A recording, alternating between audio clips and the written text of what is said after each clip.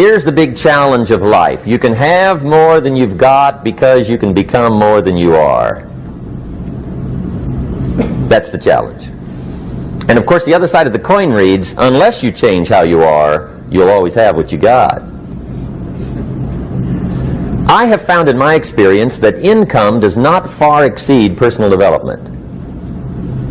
Now, sometimes income takes a lucky jump, but sure enough, unless you grow out where it is, it'll usually come back where you are. Life has strange ways. If somebody hands you $1 million, best you become a millionaire quickly, so you get to keep the money. Otherwise, sure enough, it'll disappear. Somebody once said, if you took all the money in the world, divided it up equally among everybody, it would soon all be back in the same pockets. Incredible. Success is something you attract, not something you pursue. Success is looking for a good place to stay. So instead of going after it, you work on yourself. Personal development.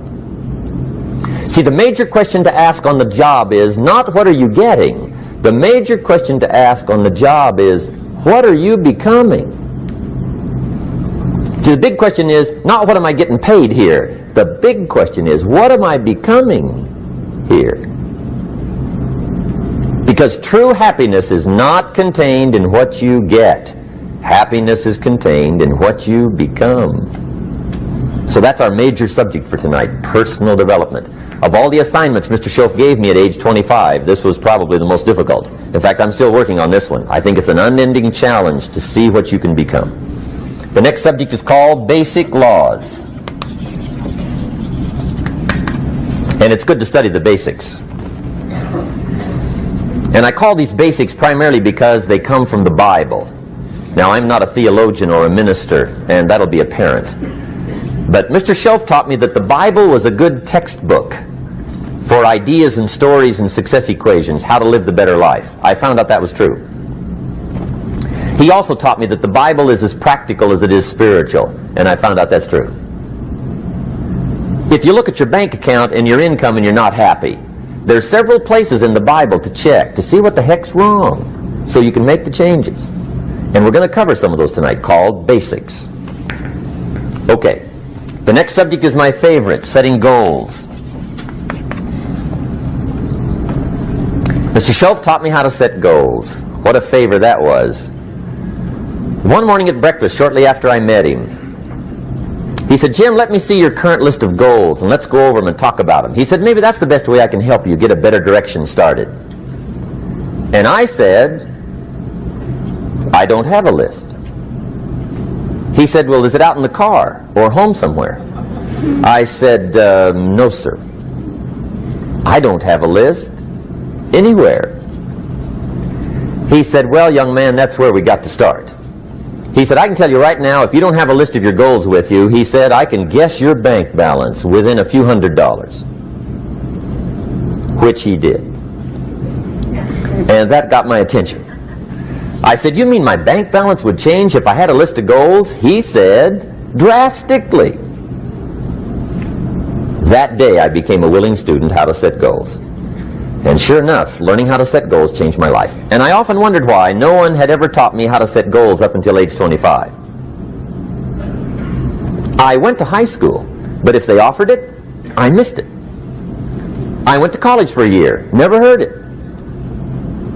I worked for Sears. Really? And to my knowledge, Sears never taught it.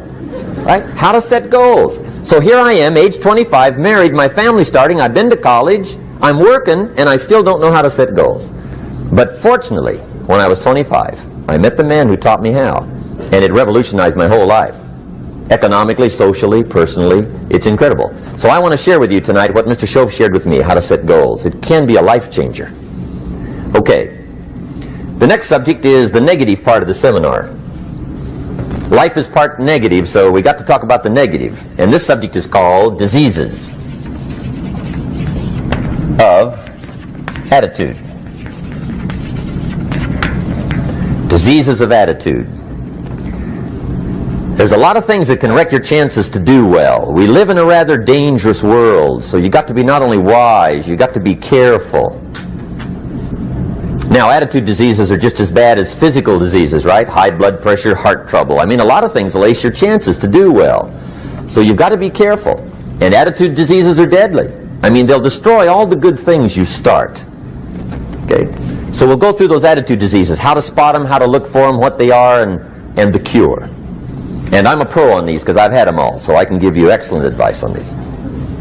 Now, the last subject we're going to consider tonight is called the day that turns your life around. The day that turns your life around. And under this subject, we're going to talk about the emotions that can change your life. Human beings are emotional creatures, and emotions are powerful for life change. Now, of course, emotions are so powerful they can go either way on you. Emotions can either build or destroy. So you really have to employ emotions properly. We call civilization the intelligent management of human emotions. If you can intelligently apply your emotions in the right direction, no telling what can happen. Could turn your life around one day would be sufficient. So we'll talk about those. Okay. Now that's a lot to cover in one evening, but we'll keep at it here and see if we can't get it all done. I'd like to have you now jot down the theme of the seminar. Every seminar should have a theme, I guess. We've got one. It's on some of our literature if you happen to notice it, but if you didn't, for your notes, here it is. The theme of the seminar goes like this: the major key to your better future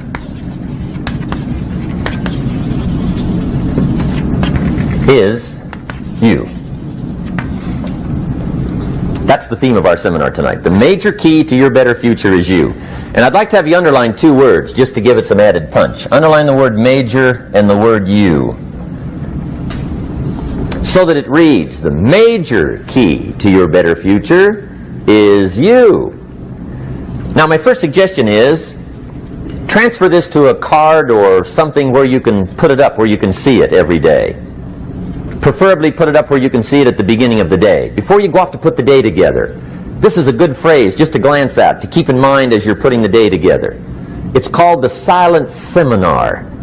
If you'll just let this talk to you during the day, I found it to be tremendously helpful. The major key to your better future is you. For a big share of my life now, I didn't have this one quite figured out. Among a lot of things I didn't have quite figured out. Many things used to puzzle me back in those early days. I used to wonder why two people could work for the same company, one make twice as much money. Now, see, that used to puzzle me. And maybe they were the same age, graduated from the same school, live in the same community, work for the same company, with the same products and the same services. They've got the same traffic, the same problems, and one makes $1,000 a month, the other one makes $2,000 a month. Now that was my puzzling question. Why would this long list be the same and the money twice as much? I asked, what's the difference between $1,000 a month and $2,000 a month? And I don't mean $1,000 a month, right? I could figure that out. But what makes the difference? Why would one person do twice as well, 3 times as well? Speaking economically. Now, I know there's more than one way to do well. I understand that. But in this little narrow area called compensation, what's the difference? Well, back then, with my faulty thinking, I'm trying to reason it out. I thought, well, maybe time makes some of the difference, right? Some people do better because they have more time. I used to say, Harold ought to be able to do well. He's got a lot of time. If I had all of Harold's time, I could do well. Now, that's got to be dumb, right? Number one, you can't get somebody else's time. A guy says to me one time, he says, you know, if I had some extra time, I could make some extra money. I said, then forget it. There isn't any extra time. Hey, when the clock strikes 12 midnight, that about wraps it up, right? I mean, you can look around the gongs there for a little more, but it's over. You say to the guy, what are you doing? He says, I'm looking for extra time. See, they'll come and take you away, right? There isn't any more time. Now, if you can't get more time, which you can't, what could you get more of that would make a difference in economic results? And here's the key word. Make it a part of your notes. We're going to consider it tonight. The word is value. And I have a little phrase for your notes. Value makes the difference in results. Value makes the difference. You can't get more time, but you can create more value. Now here's the first lesson of economics. Everybody should learn it from the time they're old enough to understand what a dollar means. How to earn one, how to get one, how to keep one, what to do with it. First lesson of economics. We primarily get paid for value. That's lesson one. Bringing value to the marketplace, that's how you get paid. You don't get paid for the time. I know it takes time to bring value to the marketplace, but you get paid for the value, not the time. Now, since that's true, here's one of the key questions of the evening.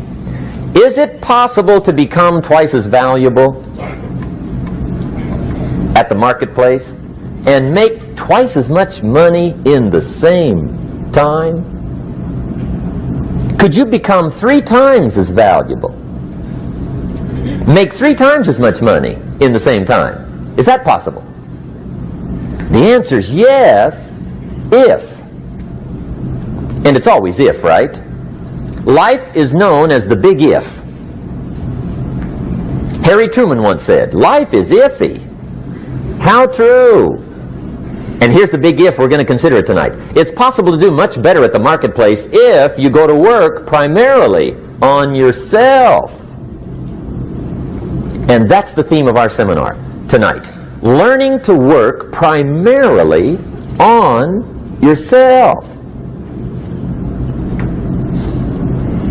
People have asked me for the last 24 years, how do you develop an above average income? And the answer is, become an above average person. Develop an above average handshake. Some people want to be successful, they don't even work on their handshake. As easy as that would be to start on. They let it slide, they don't understand.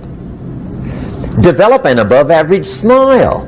Develop an above average excitement. Develop an above average interest in other people. Develop an above average intensity to win. See, that'll change everything. Probably one of the most frustrating experiences in life is looking for an above average job with above average pay without becoming an above average person. It's called frustration.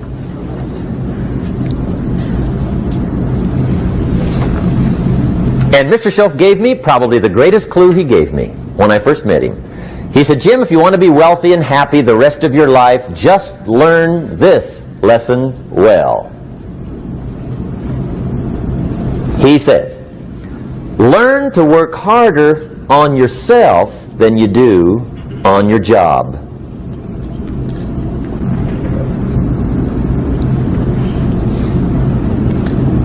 Then Mr. Schoaf gave me probably one of the most important clues among so many things he taught me, but this was in those early days.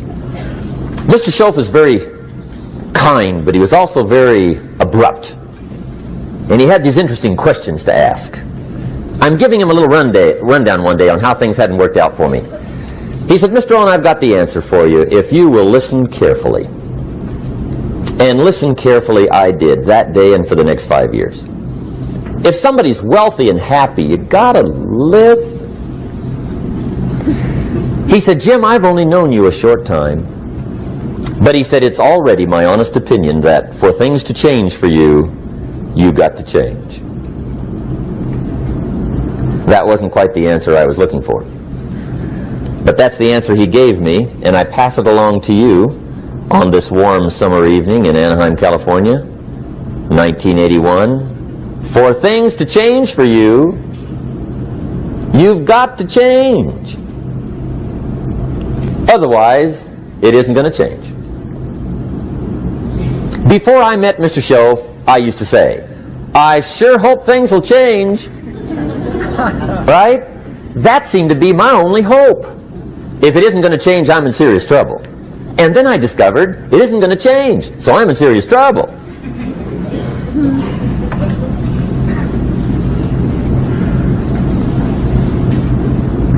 See, I can tell you what the 80s are going to be like. You have dropped into the right place. I did a seminar one time for Standard Oil executives and management in Honolulu. And we're having a conference one day on this big conference table. And one of them said to me, Mr. Rohn, you know some fairly important people halfway around the world. What do you think the 80s are going to be like? I said, gentlemen, I do know the right people. I can tell you. So they all listened very carefully.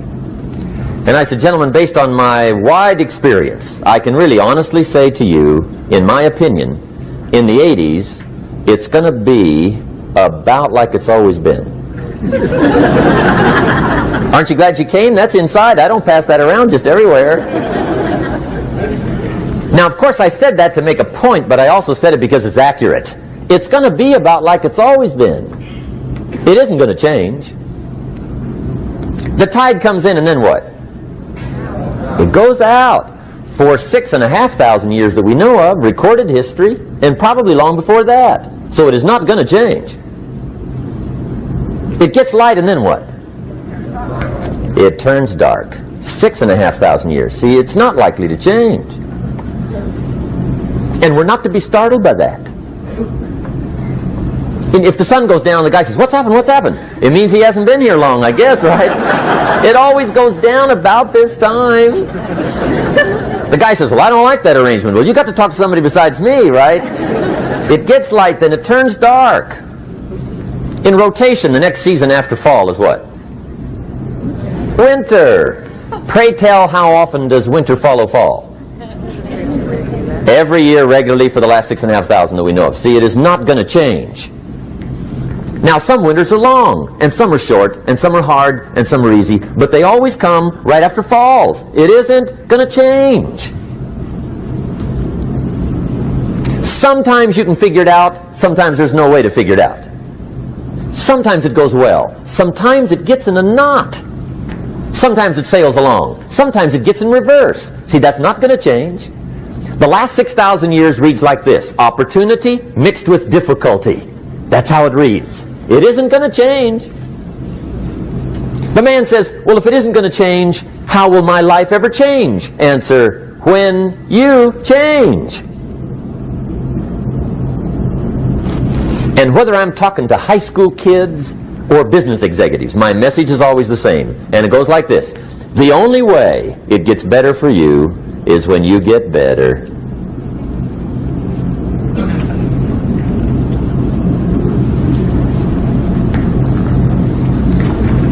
Let me give you the 4 major lessons in life to learn. Here's 4 majors. It's good to study the majors. In our weekend seminar we teach, some people don't do well because they major in minor things. You've got to be on the lookout. At the end of every week, end of every month, you've got to check, make sure you're not spending major time on minor things. Hey, we go through that whole series. Majors and minors. Now, let me give you 2 phrases before we get to the 4 majors. This will set it up and you'll see where I'm going. 2 key phrases for your notes. Here's the first one. Life and business is like the changing seasons. That's the first phrase. Life and business is like the changing seasons. One of the best ways to describe life, it's like the seasons. Frank Sinatra sings, life is like the seasons. Now here's the second phrase. Very important. You cannot change the seasons, but you can change yourself. You can't change the seasons, but you can change yourself. And see, that's how life gets better for you, not by chance, but by change. Now, here's the 4 major lessons in life to learn. I've got my first book finished, came out a couple of weeks ago. This is in it, the 4 major lessons in life to learn. Here they are. Number 1, learn how to handle the winters. That's lesson 1. They come right after falls, with regularity. Some are long, and some are short, and some are hard, and some are easy, but they keep coming. You must learn to handle the nights. They come right after days. You must learn to handle difficulty. It comes right after opportunity. You must learn to handle recessions. They always follow progressions. For the last 6,000. See, it isn't going to change. The lesson you must learn is how to handle it. And there's all kinds of winters, right? The winter when you can't figure it out. The winter when it all goes smash. The winter when it turns belly up. The winter when it won't work, when you've run out of money and you've got a broken heart. See, those are winter times. There's all kinds. Economic winters, social winters, personal winters. When your heart is smashed in 1,000 pieces and the nights are unusually long, your prayers seem to go no higher than your head. It's wintertime. Barbara Streisand sings, "It used to be so natural to talk about forever, but used to be's don't count anymore. They just lay on the floor till we sweep them away. You don't sing me love songs, and you don't say you need me, and you don't bring me flowers anymore." A song of winter. But see, the disappointments come.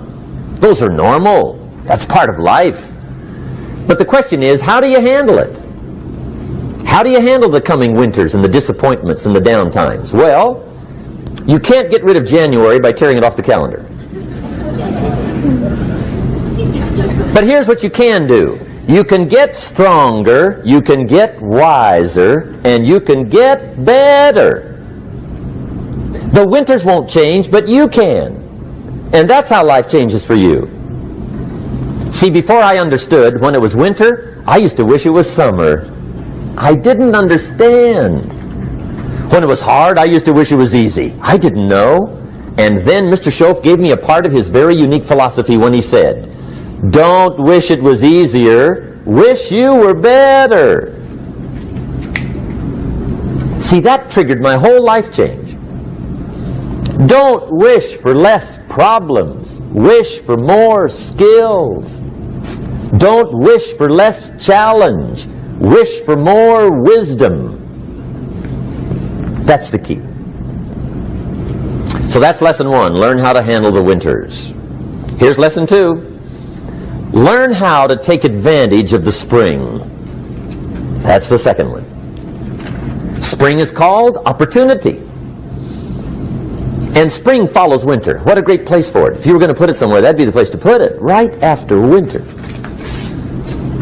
And pray tell, how often does spring follow winter? Every year with regularity, 6,000. You can almost count on it. See, opportunity always comes. Days follow nights. Isn't that terrific? Opportunity follows difficulty. But here's what you must learn to do. Underline these 2 words in that key phrase. Take advantage. Underline those 2. You must learn to take advantage of the spring. See, just because spring rolls around is no sign you're going to look good come fall.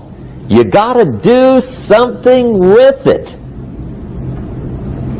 In fact, you have to get good at one of 2 things in life. Planting in the spring or begging in the fall.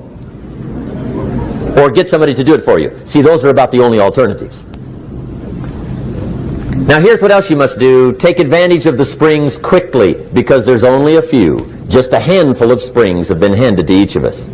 They don't come forever. Life is fairly brief. So you got to read every book you can get your hands on what to do with your springs while they're here. And take advantage, they soon run out. The Beatles wrote, "Life is so short." And for John Lennon, it was extra short. But life is brief. Elton John sings, "She lived her life like a candle in the wind." It's brief. So whatever you're going to do with your life, you got to get at it. Don't just let the springs pass. Here's the third major lesson in life to learn. Learn how to protect your crops all summer. You got to take care of what you start. Sure enough, as soon as you've planted your garden in the spring, the busy bugs and the noxious weeds are out to take it. And here's the next bit of truth. They will take it unless you prevent it. And that's the third major skill to learn. You've got to learn to prevent the intruder from taking all the good you start. It's one of the challenges. Here's two key phrases under number 3. First one, all good will be attacked on this planet. Maybe not the next one we get to, but on this one, all good will be attacked. Every garden will be invaded. Not to think so is naive. And here's the second phrase. All values must be defended. Political values, social values, community values, family values, marriage values, friendship values, business values. Every garden must be tended all summer. Third major lesson. Now here's number 4. Fourth major lesson in life to learn. Learn how to reap in the fall without complaint. Learn to reap come harvest time without complaint.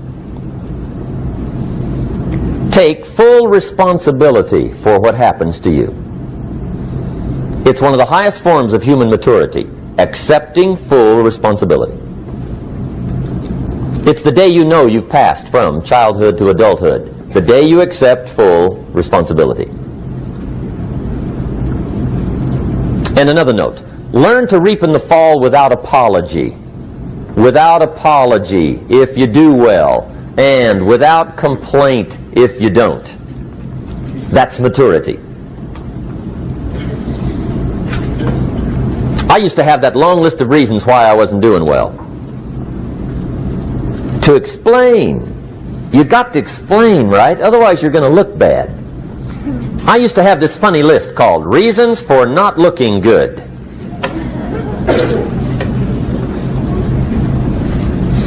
I used to blame the government. I mean, you can believe that or not. It was at the top of my list. I had a lecture second to none. The government. That was on my list. I used to blame taxes. Look what you got left after they take everything. And they expect you to do well. That was on my list there. Prices, that one's easy, right? You walk into the supermarket with $20, come out with a little half bag. So I had that on my list. I used to blame the weather. I blamed the traffic. I used to blame my car. I blamed the manufacturers. I used to blame the company. I blamed company policy.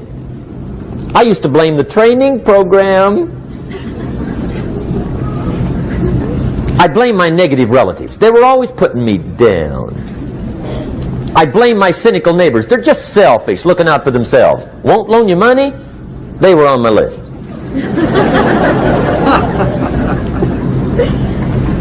I used to blame the economy. I blamed the community. That's a pretty good list for not doing well, isn't it? I thought it was good. I'll never forget one day, Mr. Schoaf was very kind, but he was also very blunt. And this was no exception. And I'm glad he was blunt. There's a lot of things I'd have missed if he hadn't have been blunt. One day, with sort of a curious look on his face, he said, Jim, just out of curiosity, tell me, how come you haven't done well up until now? Excellent question. I thought, well, so I won't look too bad, I'll go through my list. And this list I just gave you, I put that on him. And he was very patient. He let me go through the whole thing, the government, the weather. I went through this whole thing. When I finished, he looked my list over very carefully. He said, Mr. Rohn, big problem with your list. You ain't on it. How brilliant.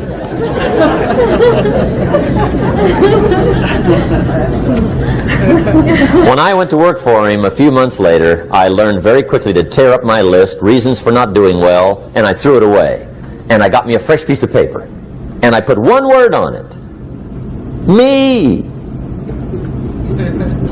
There's a Black Heritage spiritual that says, it's not my mother nor my father, nor my brother nor my sister, but it's me, O Lord, standing in the need of prayer. See, I used to blame everything outside. And then let me give you a little philosophy that helped turn my life around. For your notes, here it is. It's not what happens that determines the quality or the quantity of your life. It's not what happens. And the reason is because what happens happens to about everybody. No different. The sun went down on all of us last night.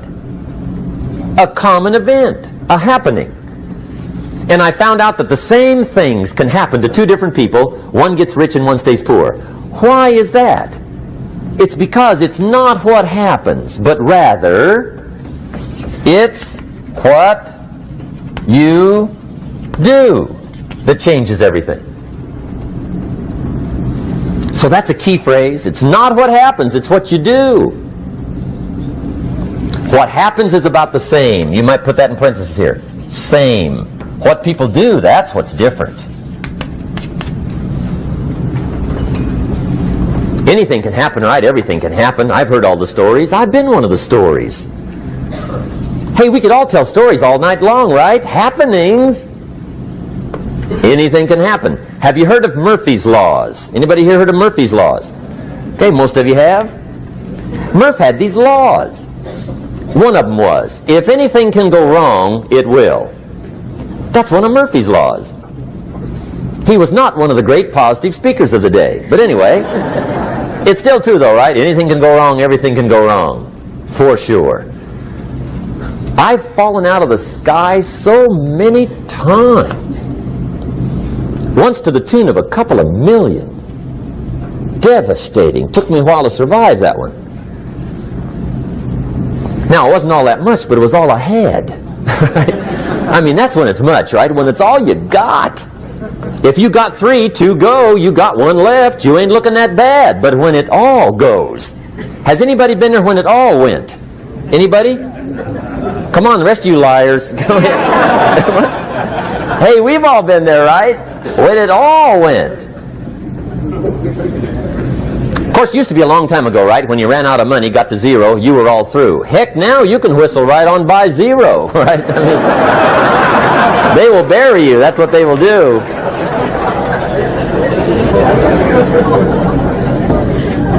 But see, those are the happenings, right? Everything can happen. Anything can happen. But it's not the happenings. It's what you do about it. Somebody says, yeah, but you don't understand the disappointments I've had. Come on. Everybody's had their share. Disappointments are not special gifts reserved for the poor. Everybody has them. The difference is what you do about them. It's not the weather. I used to blame the weather, and I discovered it rains on the rich. So see, that won't help. 2 men wake up one morning, there's a rainstorm on. One of them looks out his window, sees the rainstorm, and he says, wow, what a storm. With weather like this, they can't expect you to go out and make sales. He stays home. Same morning, the other guy looks out his window, sees the same storm, says, wow, what a storm. But he says, you know what, with weather like this, what a great day to go out and make sales. Most everybody will probably be home. Especially the salesman.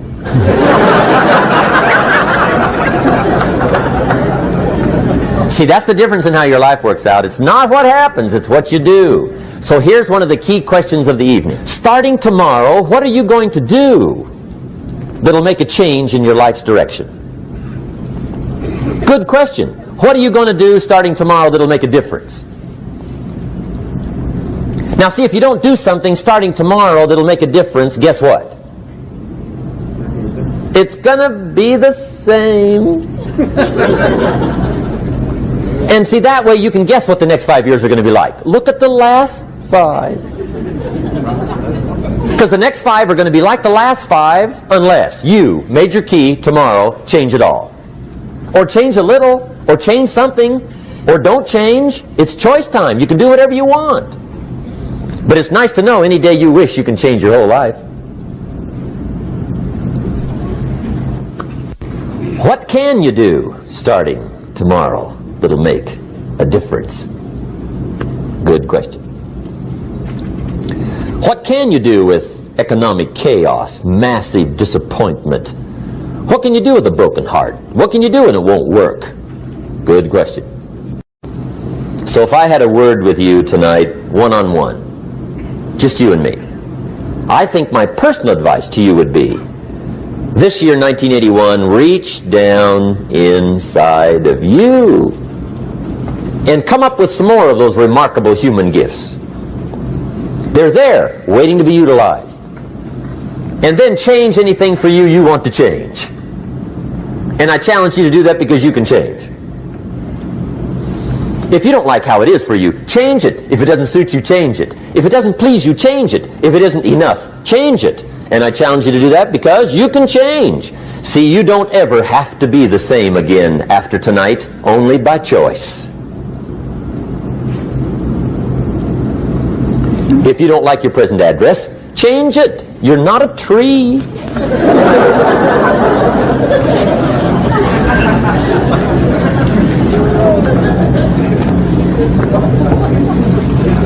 Now, let me give you 3 steps to personal development. Let's get down to the nitty-gritty.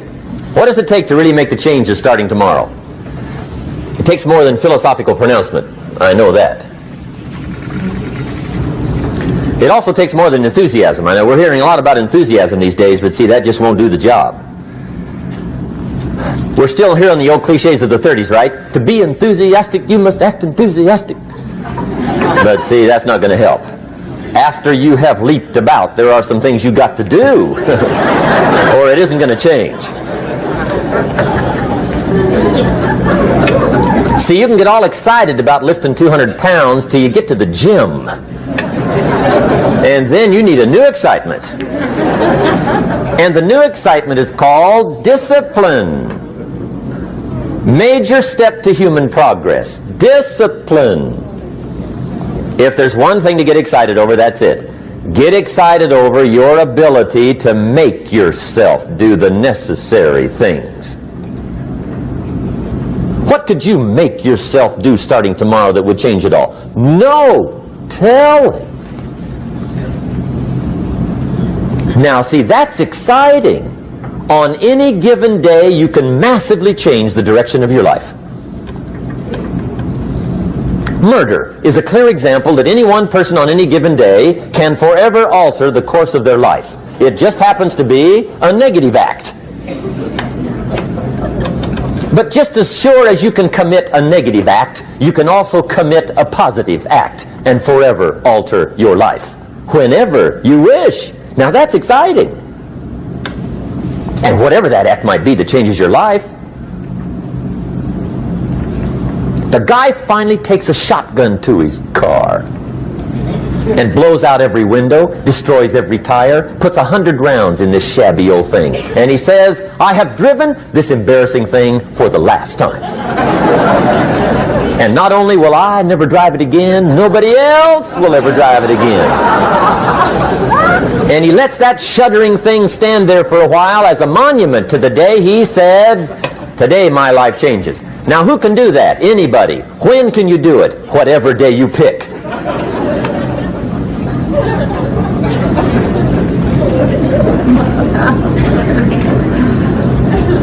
Now here's the key to discipline. Start with the little disciplines, get excited over the little disciplines, and get right on those because those will lead to the big ones.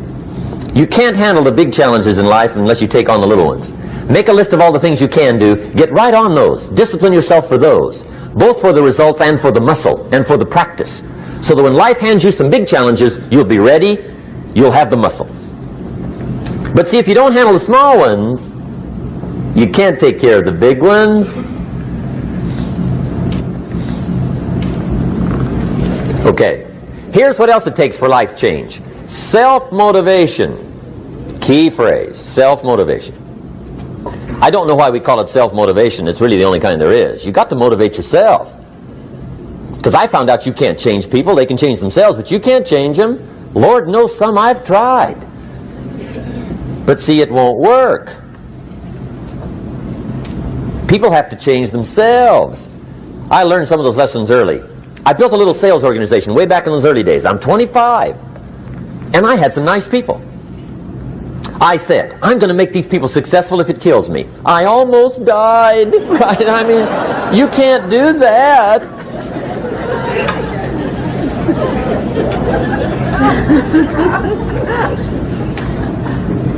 See, I've discovered this. Good people are not trained, they're found. You find good people. You don't make them good, you find them good. Training really is for the purpose of finding good people. You don't need much instruction for a good person. Too much training probably means you got the wrong people.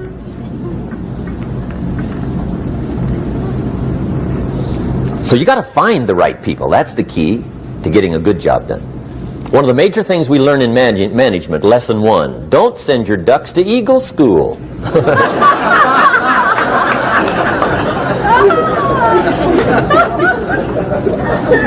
Because it won't help. I mean, I'm telling you, it won't help no matter how good your school is. And the little eagle badge and little eagle hat, I'm telling you, it won't help. It won't help. You can tell whether your school's done any good, right, is when it's over, right? The duck goes for his first rabbit and makes him a friend. You say, no, no, no. Anyway, so it takes self-motivation to really alter your life. And you don't want to give self-motivation away to somebody else and make it somebody else motivating you. The guy says, boy, if somebody just come by and turn me on. What if they don't show up? Right? See, you got to have a better plan for your life. Okay. Now, if you're excited and you're ready to change, let me give you 3 steps to start life change that can change your life, your personality, your lifestyle, everything can change. Here's the steps. Number 1, find out how things work. The first key to doing better is find out. To change your life, really, you need ideas. There isn't anything an idea can't change. And Schoff taught me the major problem is lack of an idea, not a problem. At first I didn't have any money. I said to Mr. Schoff, I don't have any money. He said, that's not a problem. Now see, up until then I always thought it was. Right? I was confused. He said, no, no, the problem is lack of an idea on how to create money and wealth. It isn't lack of money, it's lack of ideas. So if you get the ideas, see, you can change anything. Now to get ideas, you need a constant study of finding out. Now Schoff also said, when you find out something that works, put the information in your journal. Don't use your head for a filing cabinet. Put it in your journal so that you can do the next best thing. Repetition, repetition, repetition. Go over it. And if you repeat it, go over it, sure enough, someday, some mysterious day, the idea takes root, starts to grow, and shows up in your bank account, and your dress, and your personality, and your lifestyle. But capture the ideas in your journal. Find out how things work. Schoff gave me this word for my life change. He said, study. Great word. If you wish to be successful, study success. If you wish to be happy, study happiness. If you wish to be wealthy, study wealth. Don't leave it to chance. Make it a study. Some people just go through the day with their fingers crossed. See, that won't do it. You've got to study the things that can change your economic, social, spiritual, personal life. Now here's a qualifying phrase. And we'll have several of these qualifying phrases throughout the seminar. Here's the first one. You may not be able to do all you find out. I understand that. You may not be able to do all you find out, but you should find out all you can do. See, you don't want to wind up at the end of your life and discover that you've lived only 1/10 of it. And the other 9/10 went down the drain. Not for lack of opportunity, for lack of information. So that's number 1, find out how things work. Now here's the best human virtue for finding out. Curiosity. Make a note of that. Curiosity. Be curious. You might add a word to it that'll help. Childish curiosity.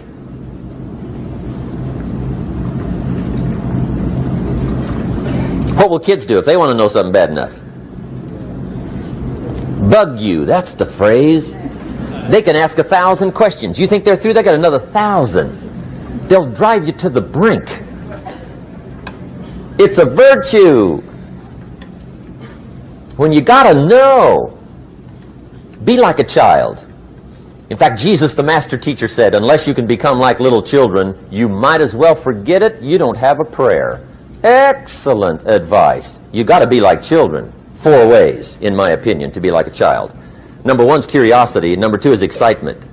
Get excited like a child over your ability to make yourself do anything for change. 3rd is faith. Have faith like a child. Adults are too skeptical. And 4th is trust. Trust is a childish virtue, but the rewards are incredible. So be like a child. Now, if you're curious, let me give you 3 ways to find out how to change anything. Any life direction, any dimension. Here's 3 ways to find out how to change anything. Number 1 is to read. Become a good reader. All of the successful people I know and work with around the world, they're all good readers. Curiosity drives them to read. They got to know. They just read.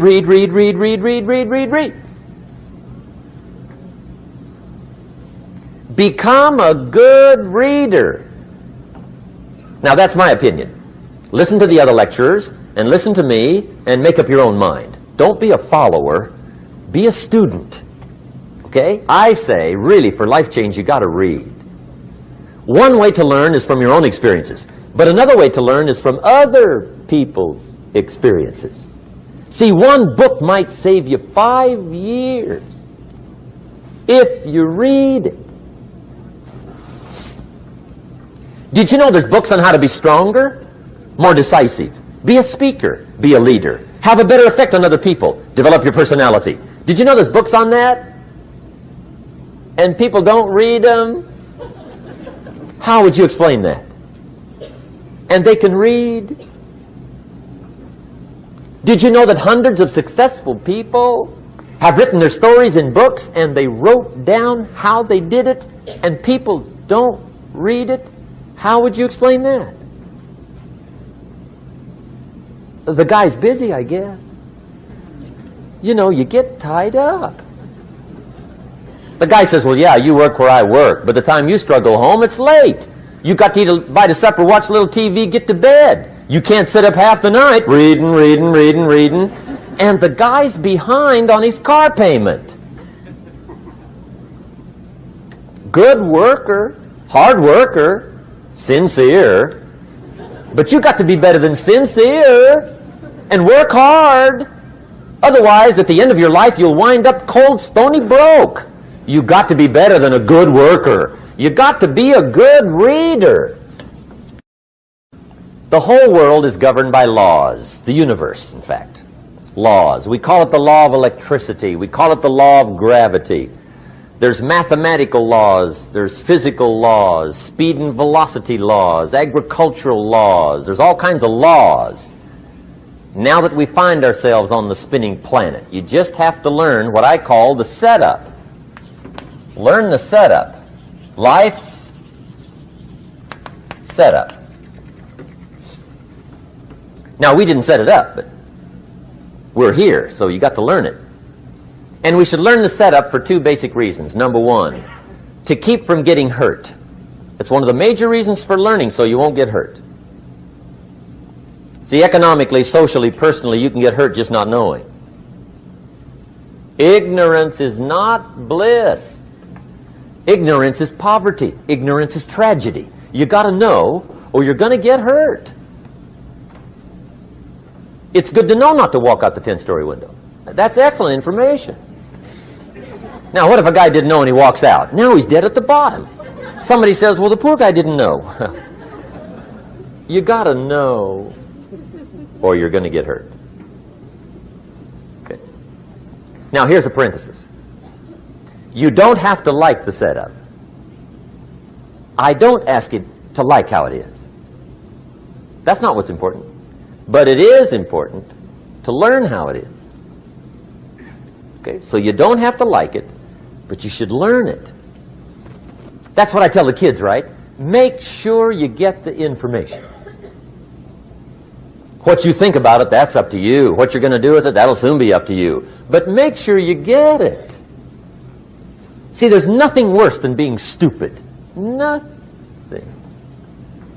I mean, being broke is bad, but being stupid is awful. And what's really bad is being broken stupid, right? That's about the end of the world. I mean, there isn't anything much worse than that. Unless you're sick. Sick, broken, stupid. I mean, that is it, right? There's nowhere else to go. So make sure you get the information. It's key. You don't have to like it, but learn it. If this big monstrous thing lifts up in the sky, hangs there for a little while, cuts loose, comes crashing down, boom, shakes the ground for 5 miles. And then this big monstrous thing lifts back up in the sky, hangs there for a little while, cuts loose again, comes crashing down, boom, shakes the ground for 5 miles. It just keeps doing that, this big monstrous thing, lifting up and then crashing down, boom. Now, you might come along one day and say, that's got to be a stupid arrangement, which is okay. You're entitled to your opinion. But the first thing you should learn to do is get out from under it, right? That's number one. You might have a great moral argument. You might want to shake your finger at the sky, but do it from over there, right? So you don't get smashed. It's called your basic smart. So number one, learn so you won't get hurt. Whether you like it or not, learn. Now here's the second reason for learning, the setup, to benefit. It's called the plus of life. And that's what life is, right? Both minus and plus. The minus is tragedy, heartache, misery, failure, unhappiness. But life is also happiness, prosperity, good feelings. So here's the key. Learn to get on the good side of the way things work.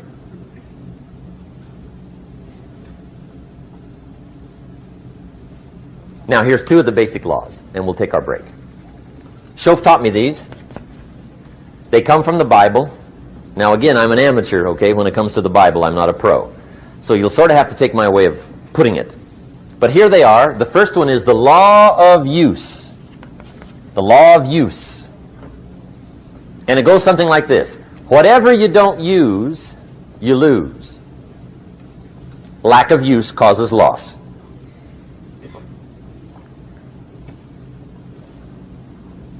On this planet, maybe not the next one, but on this one, if you tie your arm to your body, leave it there long enough, you'll never use it again. It's over for the arm. Now, it may not be over, but it's over for the arm. The only way to keep the use of this arm is what? Keep using it. If you quit, you lose automatically. They don't bring it up for a vote. You lose automatically when you quit. Now, the same thing that goes for your arm goes for your brain, mentality. The same thing goes for all the human virtues. Ambition, unused, declines. Strong feelings, unused, diminish. It doesn't grow, it diminishes. Faith, unused, decreases. It's a law. Vitality unused diminishes. Energy unused decreases. The guy says, well, I'm going to save up my energy. You can't do that. That's like trying to save today, put it on the end of the year. See, you can't do that. They'll come take you away. If you don't use today, what? It's lost. The guy says, well, I'll work twice as hard tomorrow to make up for it. See, that's foolish. You could have done that anyway. Today unused is lost. A talent unused is lost. An ability unused is lost. So here's one of the key expressions of the evening. Take a new inventory of yourself. Starting tomorrow, new project. Take a new inventory. And make sure that all of your talent and ability and mentality and ingenuity and vitality and strong feelings, faith, courage, make sure that all you've got's being used. Otherwise, you lose. Now, one of the best illustrations of the law of use is a Bible story called the Parable of the Talents. The talent story. Interesting story if you haven't read it in a while. Just review it. It's a good story. An ancient story. It says there was a master with 3 servants. He got them together one day and he said to the 3, I've got these talents. And in those ancient days, a talent was a measure of gold. And he said to the 3 servants, take these talents and see what you can do with them while I'm gone. He said, I'm taking a journey and I'll be gone for a while. When I come back, we'll get together, go over the book, see how you did. He said, here's 5 of these talents for you. 5. Here's 2 of them for you. 2. And here's 1 for you. 1. The master said, take those talents, see what you can do with them. When I come back, we'll get together, we'll go over it all. The servant said, okay, master takes off. According to the ancient story, the master comes back from his trip. When he gets back, he gets the 3 servants together, and as he said he would, he asks, how did it go with those talents? You were 5. What happened? That servant said, well, I took the 5 talents you gave me, and I put them to work. A little shaky at first, but he said things finally got rolling. And he said, I poured it on. And he said, my talents grew to 7, 8, 9, 10. He said, I doubled my talents from 5 to 10. Books will show. Master said,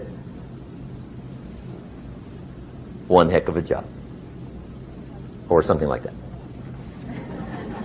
He said, I gave you 2 talents. What happened? That servant said, about the same thing happened to me. I put those 2 talents to work, poured it on. They grew to 3 and then to 4. He said, I doubled my talents from 2 to 4. Books will show. Master said, well done. He said, I gave you 1 talent. What happened? That servant said, well, I took the talents you gave me, and I carefully wrapped it, and I dug a hole and buried it. And camouflaged it, I suppose, right, so nobody would steal it. And he said, fortunately, nobody got it. And he said, I knew you were going to be here today, so I dug it up. Here it is, safely wrapped. I did not lose it while you were gone. According to the ancient story, the master said, take that talent away from him and give it to the man that's got 10. Now you might say, well, I don't like that arrangement. The poor guy's only got 1 talent. He's already got 10.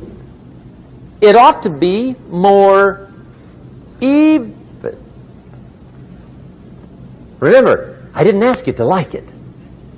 But this one I would ask you to learn, because it simply means whatever you do not employ, you forfeit. It's a law. So learn well the law of use. Now here's the second one, and we're going to take our break. Second law from the Bible. This one we've heard since we were small, I'm sure. It's called the law of sowing and reaping. In fact, we've probably heard it so often we could quote it. It says, whatever you sow, what? You shall reap. Fairly blunt, hopefully clear. Here's my first suggestion on the law of sowing and reaping. Don't try to beat it. You might as well try sitting on the sun in the morning. Keep it from coming up. You'll have better luck. Whatever you sow, you reap. Now, for a fair share of my life, I'm a bit mixed up on how all this applies. Among a lot of things I was mixed up on. I knew I wasn't reaping too good. That I understood. My problem was I was confused about what was causing it. Remember me with the funny list? I thought those are the reasons why it isn't working out well. And then Mr. Schoaf gave me the clue that helped me figure it all out. He said, Mr. ROHN, I have another answer for you. There's another way to quote this law that'll show you where the problem is so you can go to work on it right away. All you need to know is where the problem is. Then you can go to work on it. So he quoted me the law another way, and I found out what my problem was. Here's the way you quote the law. Whatever you reap is what you've sown. Now I knew what my problem was. Whatever you reap is what you've sown. If you don't like the crop, who do you look up? Answer, whoever planted it. And where do you find who planted your crop? Answer, in the mirror. What I finally learned to do come fall was to go to the mirror. That's where you go. And if necessary, you say, a few skinny carrots? I got to be unimpressed. Where were you last spring? Asleep? Didn't you read the books? Did you break your hoe? Let me give you 7 key points to the law of sowing and reaping. Let's tick right down through the list of 7, and it'll be break time. 7 points to sowing and reaping. Here's part of the philosophy that really helped me to make some changes in life direction. Number 1, the law of sowing and reaping is negative. That's number 1, which simply means if you sow bad, you reap bad. Now, this is kind of 3rd grade, but it doesn't hurt to go over the basics. If you plant thistle seeds, you don't get pumpkins. Honest, no use looking for pumpkins. John says, how come no pumpkins? Come on, John. The law's negative. That's how come. Now, here's number 2. The law is positive, which simply means if you sow good, you reap good. If you plant pumpkin seeds, you don't get thistles. Not from pumpkin seeds. Mother Nature won't pull tricks on you over in the corner snickering and pushing you thistles and you planting pumpkin seeds. She won't do that. You will get pumpkins from pumpkin seeds, and the reason is because the law is positive. Now, here's number 3. I got excited when I found out the full dimension of this. See, you do not reap what you sow, but rather, you always reap much more than what you sow. So the 3rd key word is more.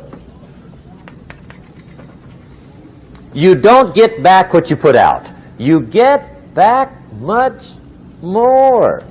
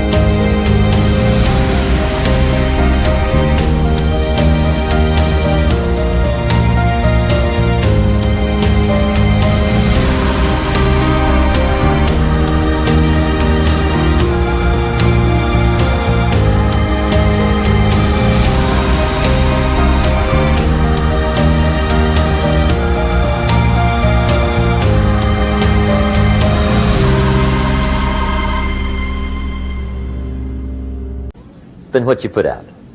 And it works both positive and negative. On the negative side, it said, if you sow to the wind, you reap the whirlwind. So you've got to get ready for that, or you will be naive. See, anybody can, whether you will or not. See, that's the question. And here's a good question to ask. We are all buying somebody's plan. The question is, whose? Who's got you talked into doing what you're doing? Who's got you talked into your present plan? See, 10 years from now, you will surely arrive. The question is, where? But see, anybody, if you want to, can go searching for a good plan, pick it, and start working it. And sure enough, as the time passes, as it surely will 5 years from now, 10 years from now, then you'll be winding up wearing what you want to wear, driving what you want to drive, living where you want to live, become what you want to become. But now's the time to fix the next 10 years. And who can? Anybody. Here's number 6. The 6th key to sowing and reaping. This is leveling with you now, as we promised to do. There's one thing better than the truth, and that's the whole truth. And here's part of the whole truth of the law of sowing and reaping. Number 6 is, you could lose. There are times when you just lose, no matter what you do. It's that kind of planet. You reap what you sow. Yes, but...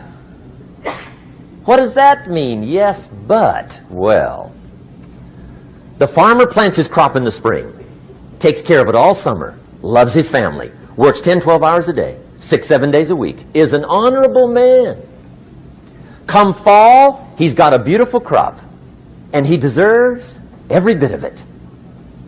But the day before he sends the combines into the field, a hailstorm comes along and beats it all in the ground, which means you lose. Somebody says, well, what did he do wrong? Answer, nothing. It's just that kind of planet. Sometimes it's going to hail on your crop and rain on your parade, so you got to get ready for that or you will be naive. That's just part of the life arrangement. And don't press me why. I was not in on some of the original decisions here, so I don't know how it got set up. But there's just times, sometimes you lose. That's part of life. But now here's number 7. The 7th key to sowing and reaping.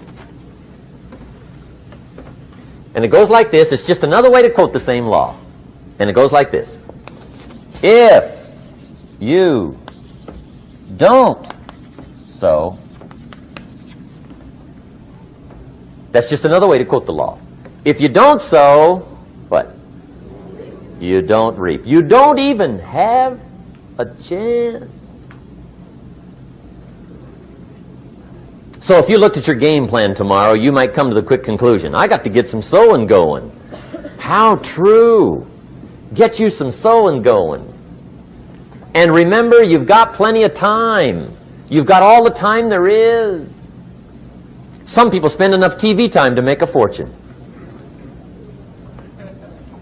The latest article on television watching in this country, according to the latest article, the average television is on in this country in every household 7 hours a day, called the Big 7. I asked a guy one time what his TV cost. He said about $450. I said, you forgot to look at the price tag. He said, what do you mean? I knew he was a TV watcher. I said, that television costs you, in my opinion, at least $12,000 a year. To watch it, not to own it. Owning it's cheap. Watching it is what's expensive. And I said, hey, $12,000 a year is too much to pay to watch TV. That's too much. Pay a little, but not $12,000. And he's the guy that said, I hope pay TV never comes.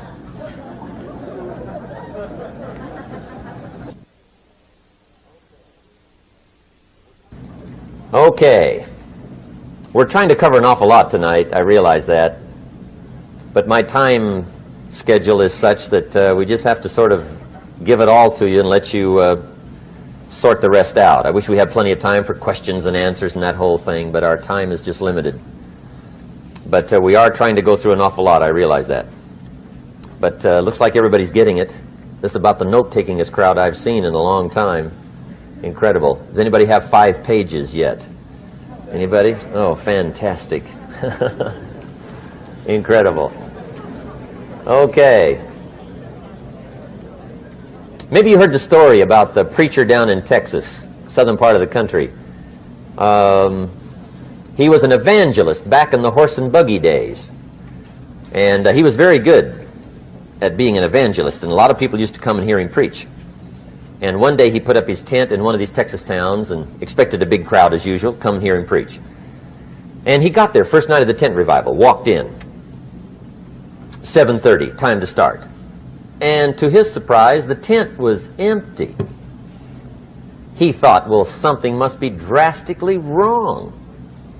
So he waited till 7:45, nobody showed up. 8 o'clock, zip. Finally, 8:15, one lone cowboy wandered up on his horse, tied his horse up outside, came in, sat down on the front bench, right, waiting for something to happen. The preacher thought, well, at least I better go down and talk to the cowboy. So he walks down, talks to the cowboy, and he says, "Cowboy, I'm the preacher." And he said, "I don't know what to tell you. Something's gone wrong." He said, "This tent was supposed to be full of people." He said, "I'm embarrassed." He said, "You're the only one that showed up." And he said, "I really don't know what to do." And the cowboy said, "Well, I'm not a preacher, so I really can't tell you what to do." You know, he said, "I'm just a cowboy." But he said, "I know this, if I went out to feed my cattle and only one showed up, I'd at least feed it." The preacher thought, hey, the cowboy is right. If you've got a good idea to share, you should share it, if there's 1 or 1,000. So he got kind of inspired by this conversation, and he jumped up on the platform and started to preach, as if the tent was full of people, just exploded. And he went for an hour and 15 minutes, just kept rolling. Finally, he quit.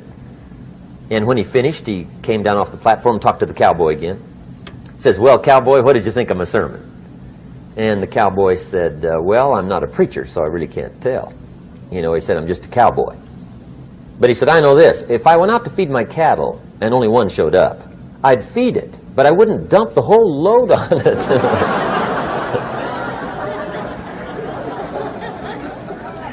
So anyway, if it seems like we're dumping the whole load tonight, I guess we are. But gosh, everybody's doing well. I'm having a good time.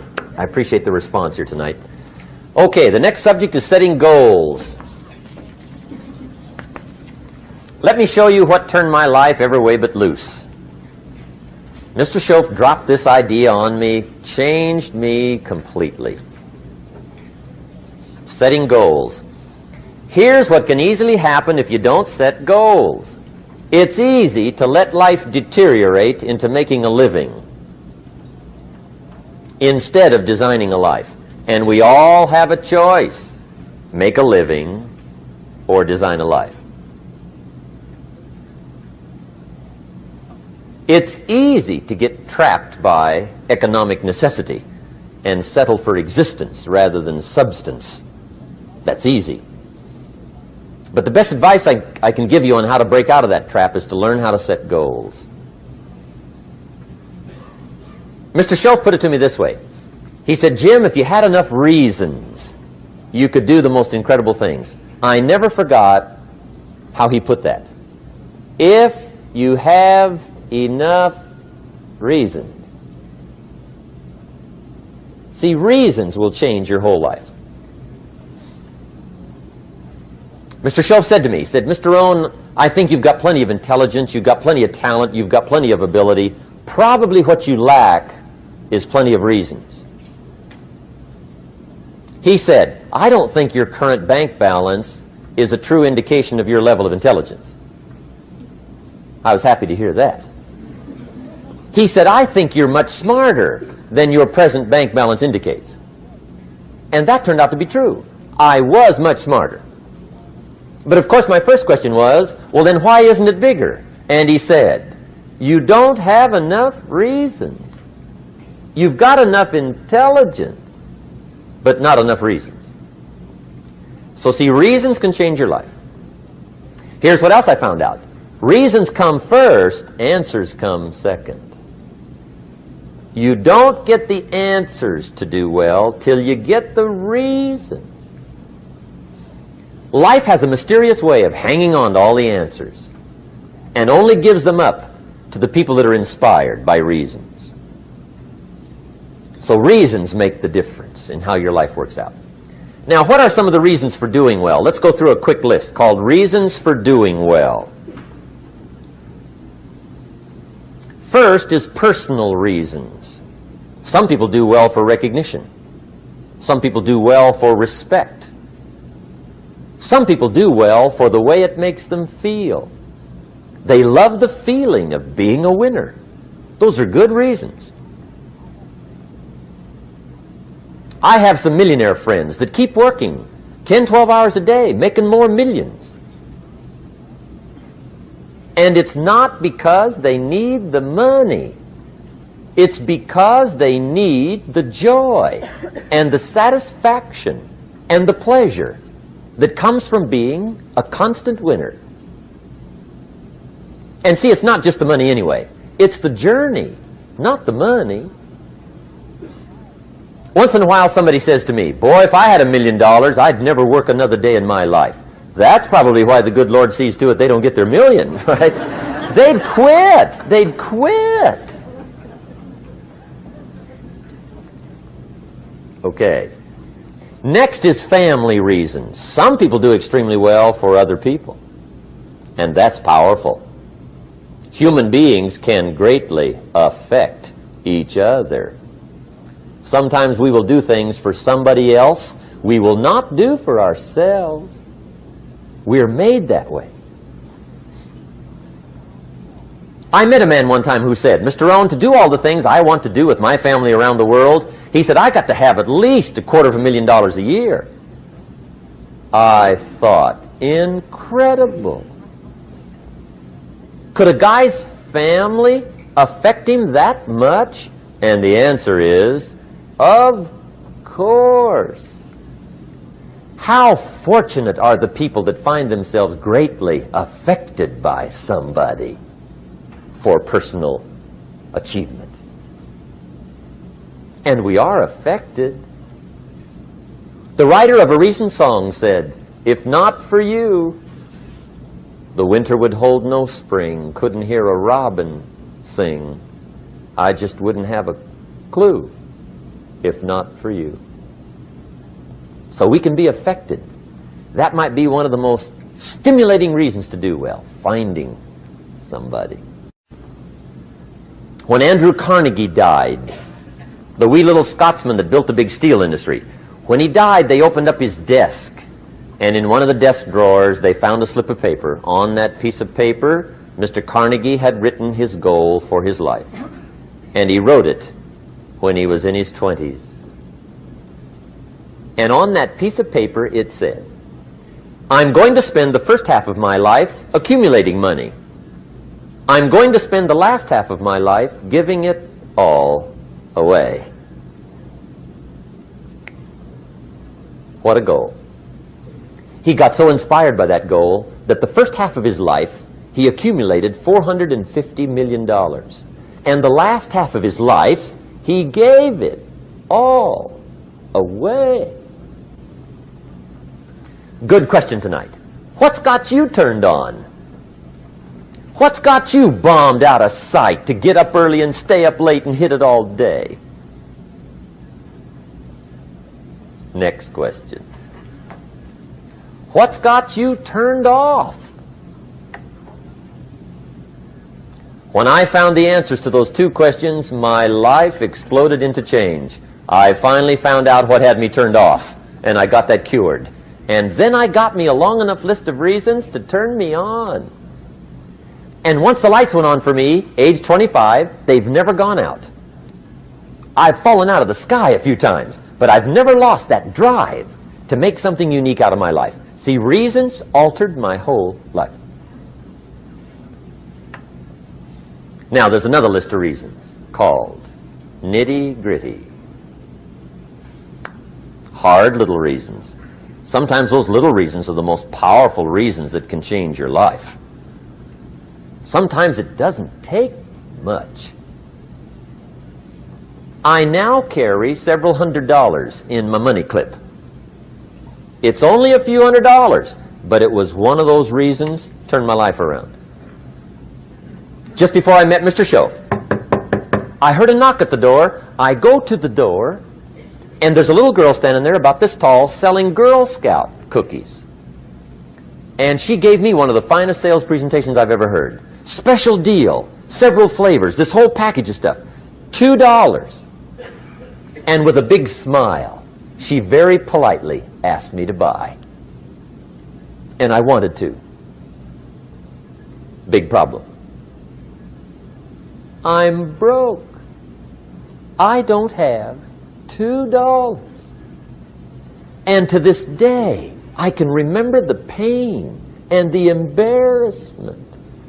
I'm a father. I'm a husband. I've been to college. I'm working. I'm 25. I don't have $2. And I didn't want to tell her that for some reason. So I did what I thought was next best. I lied to her. I said, hey, look, I've already bought lots of Girl Scout cookies.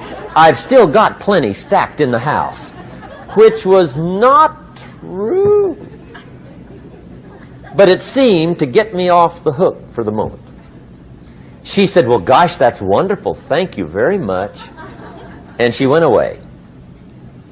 When she left, I closed the door, and that was the day I said to myself, I don't want to live like this anymore. I've had it with lying, and I've had it with being broke. I'm never going to let this happen to me ever again. I promised that day I would work as hard as possible and would always carry plenty. It took me a little while, but now I do. It was one of those reasons. And I guess I carry plenty for two reasons. One is the way it makes me feel, but also in case I bump into another Girl Scout selling cookies. Right? I'm ready.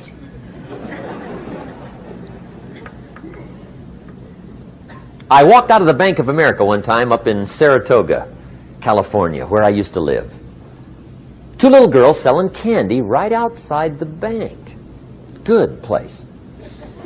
Some girls' organization they're working for, right? I come walking out of the bank. This first little girl walks up to me. She said, mister, would you like to buy some candy? I said, I probably would. What kind is it? She said, it's almond roca. I said, my gosh, that's my favorite. She said, wonderful. I said, how much is it? She said, it's just $2. I thought, incredible. I said, how many boxes of that candy have you got? She said, 5. And her little friend was standing there. She was selling candy too. I said, how many boxes have you got? She said, I've got 4. I said, that's 9. I'll take them all. They said, really? I said, yeah, it's my favorite. I've got some friends. I'll pass them around. They got so excited, put all this candy together. I reached in my pocket, gave them the $18. When I've got the candy and they've got the money, that first little girl looks up at me. She says, mister, you are really something. How about that? Can you imagine only spending $18 and have somebody look at you in the face and say, you are really something? Now you know why I carry heavy, right? I'm not going to miss anymore. It was just one of those reasons. Helped to change my life.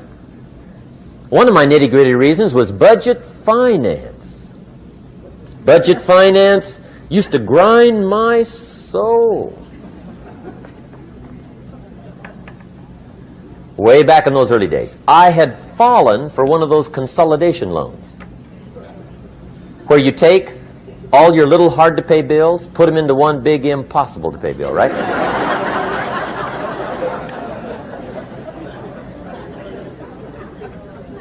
I would get 4 or 5 payments behind. This one guy used to call me day and night.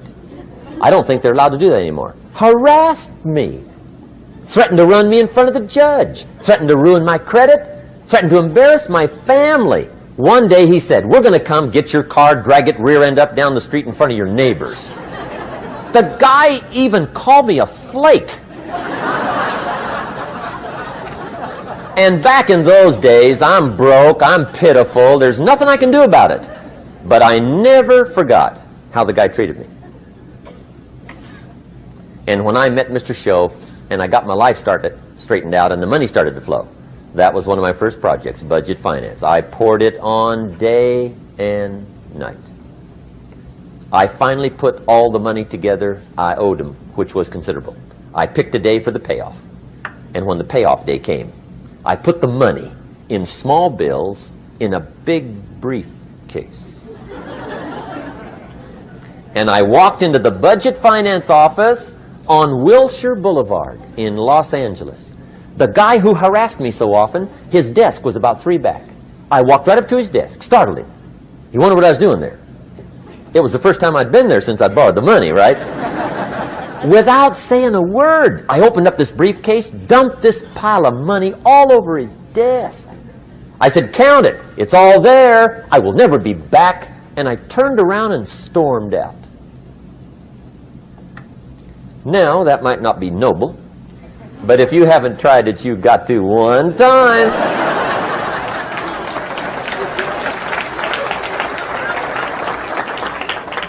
It can be the day that turns your life around. All you need is a reason that turns you on. One of my dear friends, Robert Depew, Bobby used to be a school teacher in Lindsay, olive capital of the world. Bobby taught school several years, got a little weary teaching school. One day decided he wanted to get into sales. So without telling anybody, he just up and quit his job teaching school and jumped into sales.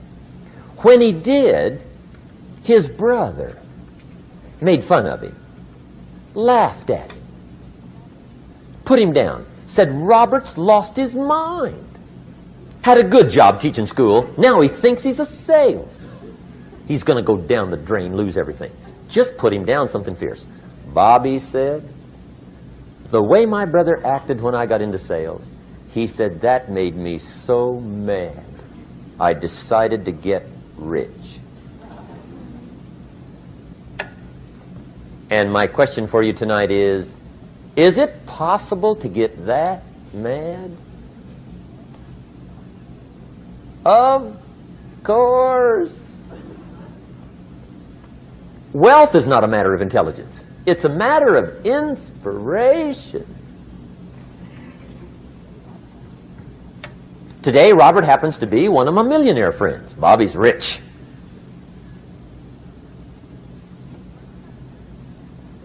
Frank Sinatra said one time, the best revenge is massive success.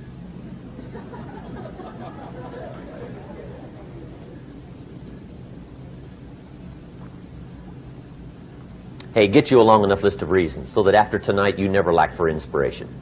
You might not have all the answers right away, but you can get the answers if you can get the reasons. Now let me give you a little simple formula for goal setting. Okay? We take 2.5 hours on the weekend for the whole 10-year plan. We don't have time for that tonight, but let me get you started with a little simple formula Mr. Schoaf gave me, and maybe this will be helpful. First of all, I've divided goals into 2 parts. First is long range. Long range goals. That's your dreams. Your dreams for the next 3, 5, 10, 20, 30, 40 years. Actually, the rest of your life. Your dreams. You've got to keep dreaming. Ronald Reagan, president, said to the joint session of Congress a few weeks ago, the Republic is a dream. And if we don't keep dreaming, we will lose the Republic. Your better future is a dream for yourself and for your family. Where do you want to go? What do you want to do? What do you want to be?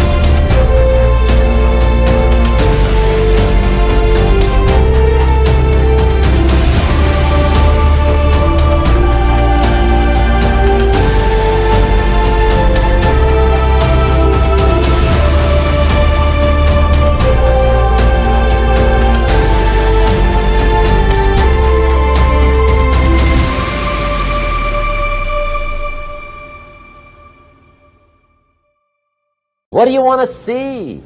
You've got to dream dreams. There's a Bible phrase that says, without dreams and visions, people perish.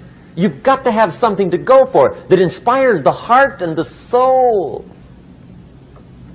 Dreams. From the children of Sanchez, it says, take the crumbs from starving soldiers, they won't die. Take the bread from hungry children, they won't cry. But without dreams, we all will die. You've got to dream. Don't lose your dreams for yourself, for your future, for your family. The dreams of love and enterprise and travel and doing things, becoming something unique on your journey here. Don't lose your dreams. Do some dreaming. That's long-range goals. You've got to have those. So that's number one. Here's the second part of goals, short range. Short range goals. That's your goals for tomorrow, this week, this month, this year, the immediate future. We call these confidence builders. Because if you set up something short range, go for it, get it, latch onto it, work hard, accomplish it. That starts building your strong feelings to go for your dreams. Now, I've divided goals into three categories. Here they are. Number one is economic. That's your goals for money, income, business, profits, production. Economics. Make sure you've got your economics well planned. Economics plays a major role in everybody's life. Economics is major, which means it ought to be meticulously well planned for tomorrow, this week, this month, this year, long range. What if you asked somebody tomorrow if you could see their meticulously well-planned list of economic goals? What would they probably say? They say, you some kind of a nut? You must be weird. Hey, I found out what success is. Success is doing what the failures won't do. Make sure you've got your economics well planned. It'll put you in the top 5%. One of the key little subjects we talk about on the weekend is the 7 fundamentals for wealth and happiness. And that's one of them, well-planned economics. It's a fundamental if you want to do well. Join the top 5%. Anybody in this room can join the top 5%, if you will. Okay.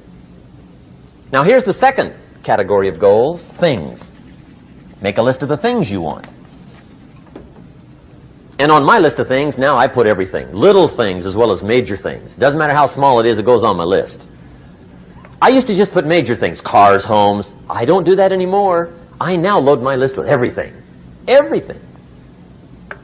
And the reason is, part of the fun of having a list is checking it off. That's it. Boy, at the end of the day, if you can go, got it, got it, got it, got it, got it, got it, whatever it is, right? You get into the habit. So load up your list, the things you want. Now, when you check off something major, celebrate. That's an important point to make.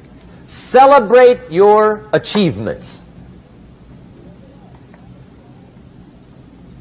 Live it up. Have a party when you reach something you've worked for a while. See, we all grow from two experiences. One is called the pain of losing. The other one is called the joy of winning. We need both of them. Amplify them as much as you can, which also means make losing painful. If you set up something, fooled around, didn't get it, put it on yourself. On the other side, if you did get it, congratulate yourself. Self-congratulations is a sign of maturity. Seeking congratulations is a sign of immaturity. But hey, winning and losing, see, that's what it's all about. That's the name of the game.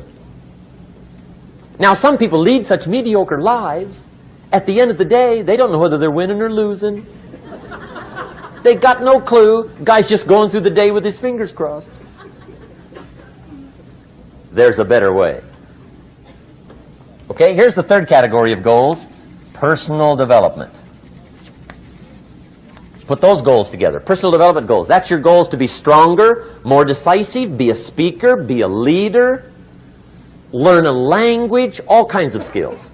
Okay? The whole weekend seminar was designed to improve all your skills so that you walk away more skillful. And that's what you want, the personal development skills. That's what attracts, that's what brings good things to your life, the person you become more skillful. Now, this is quite a package to work on. Economics, things, personal development. For tomorrow, this week, this month, this year, long range. Okay? That'll get you started. Now, here's the simple formula for setting goals. It goes like this. A, work on your goals. That's step one. Work on them. And I put the word work there deliberately. Setting goals is plain hard work. I don't want to kid you. We haven't come here tonight to kid each other. It's work. I know it's work. That's why a lot of people just let it slide. It's work. Many people work hard on their job, but they don't work hard on their future. They just let that slide. And the work involved is making plans. I know most people don't. I understand that. But don't let that be you. Guy says, well, yeah, you work where I work, but the time you struggle home, it's late. You've got to eat a bite of supper, watch a little TV, get to bed. You can't sit up half the night. Plan, plan, plan. And the guy's behind. Good worker, hard worker, sincere. But you've got to be better than sincere, working hard. You've got to be better than a good worker. You've got to be a good planner. Somebody once wisely said, the people who fail to plan are planning to fail. Well said. So work on your goals. Here's step two. Write your goals down. That's so important. I teach my staff around the world, put your goals in your journal. Because one of the major people you want to study is yourself. Say, here's the list of goals I put together 3 weeks ago. Here's the list of goals I put together 2 years ago. Here's some of the changes I made, rearrangement of my priorities. I scratched these off, I put these on, I've gotten these. Study your accomplishments, study what your desires are. Put them on paper, write them down. Here's another reason for writing your goals down. It shows you're serious about doing better. And to do better, you gotta get serious. You don't have to be grim, but you must be serious. Everybody hopes things will get better. Everybody hopes. Poor people hope. That ought to tell you something. It means the future does not get better by hope. It gets better by plan. I used to have the affliction called passive hope. It's an affliction. It's bad. Probably what's even worse than that is happy hope. Now that is really bad. That's bad. Happy hope. The guy's 50 and he's broke and he's still smiling. See, that's not good. So get serious about your goals. Put them on paper. Write them down. There's all kinds. His goals, her goals, their goals. Business goals, financial independence goals, family goals. I mean, there's so many things to work on this that if you don't get busy and work on it, sure enough, the time will pass. And sure enough, 5 years from now, you'll wind up where you don't want to be, wearing what you don't want to wear, driving what you don't want to drive, being what you don't want to be. Now's the time to fix it. Now, here's the third step to your goals. Check the size of your goals and the kinds of goals. How big they are, what kind they are, affects you. And here's one of the important phrases of the evening. Your goals are affecting you, whatever they are. Your goals affect your handshake. Your goals affect your attitude, personality. Your goals affect the way you walk, the way you talk, the way you dress. All day long, we're being affected by our goals. Now, some people have goals, but they have such lousy goals. The effect is bad. I asked a guy one time, what are your goals for this month? The guy said, look, if I could just scrape up enough money to pay these lousy bills. That was his goal. I'm not saying it isn't a goal. It's a goal, but it's such a lousy goal, the effect is bad. You don't jump out of bed on Monday morning and say, oh boy, another chance to go out and scrape up the money to pay my lousy bills. See, you don't do that. Usually you say, oh, not another Monday.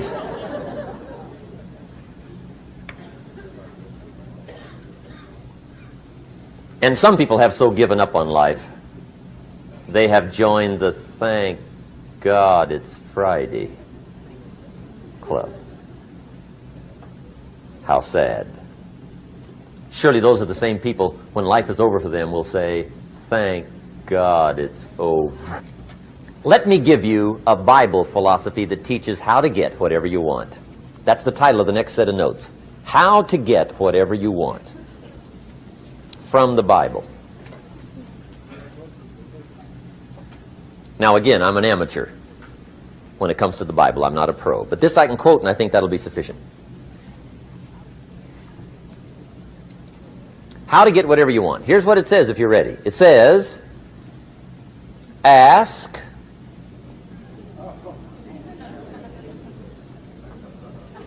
that's it. End of notes. Ask. If there's one art in life to learn extremely well, that's got to be one of them. The art of asking. What does ask mean? Ask means, what do you want? And the formula is staggering. It says ask and what? A guy ought to look into that.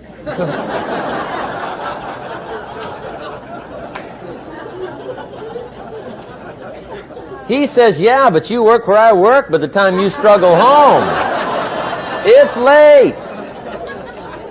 You got to eat a bite of supper, watch a little TV, get to bed. You can't sit up half the night. Ask, ask, ask. And the guys behind. See, you've got to be better than a good worker. You've got to be a good asker. Now, let me give you 3 key points on asking and receiving. This can do it.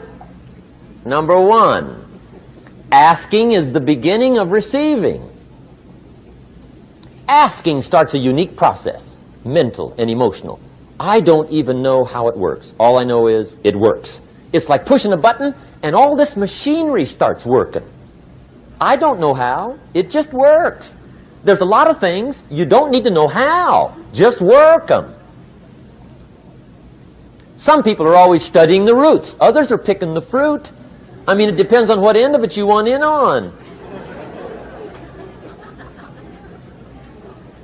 Asking is the beginning of receiving, so start the process. Here's number 2. Receiving is not the problem. Receiving is automatic. Now, if that's true, receiving is not the problem, what's the problem? Failure to ask might be one of your major problems. I don't know. Check it out. The guy says, oh, now I see it. I got up last year and hit it every day, but there's not a scrap of paper with my goals on it. Good worker, poor asker. So you got to change that. Here's number 3. Receiving is like the ocean. There's plenty, especially in California. It's like an ocean here.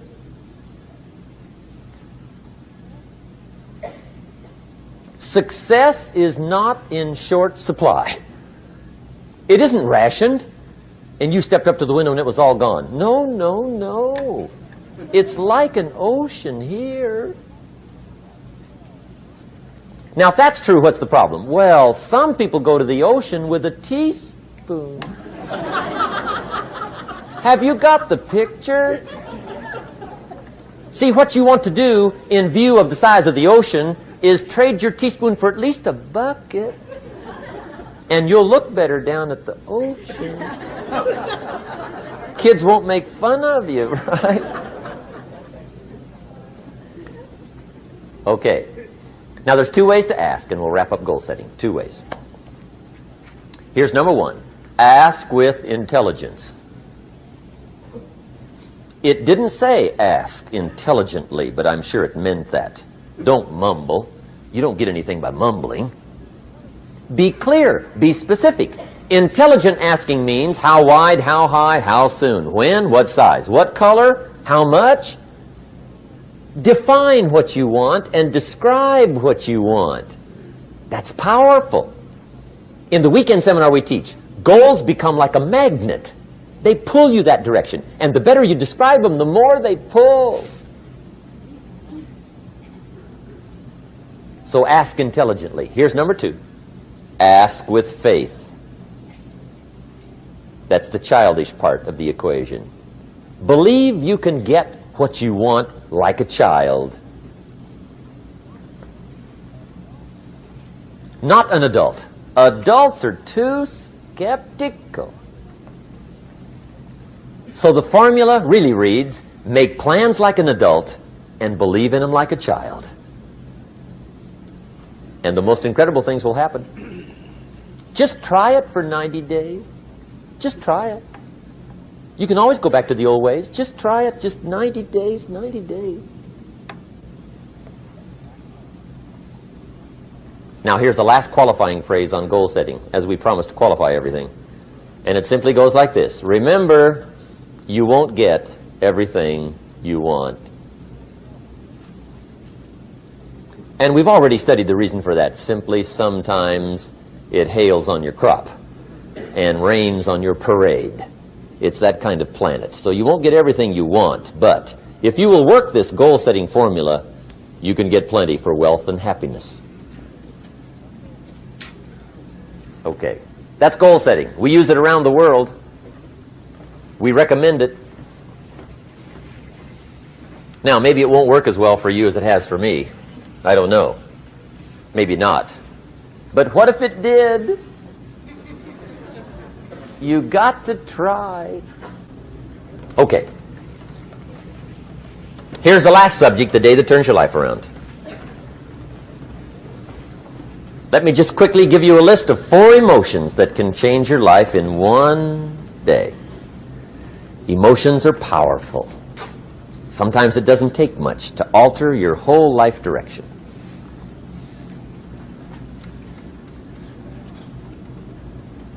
Okay, here they are. Number 1, disgust. Powerful emotion. Disgust says, I have had it. See, that could be the day. The day you can say, I've had it. And whether you've had it with something small or something major, the day you can say, I've had it, may not be the day it ends, but the day it begins.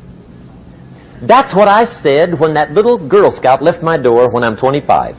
I give her the big lie, she leaves, I say, I don't want to live like this anymore. I've had it with lying and being broke. Powerful day. The man's finally had it with mediocrity. He's had it with being a loser.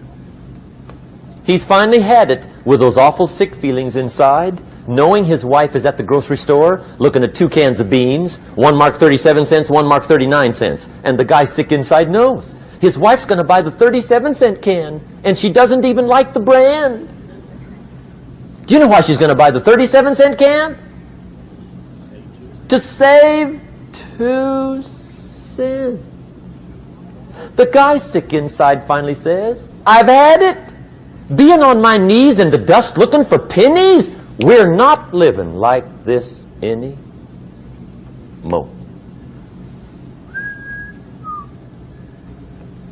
Could be the day that turns your life around. The day you can say, I've had it. He walks into his closet and rips everything in it to shreds and says, I've worn this embarrassing stuff for the last time. And not only will I never wear it again, no one else will ever wear it again. Commit an act that says, I've had it. Powerful. Here's the next one. Decision. And decision making is powerful.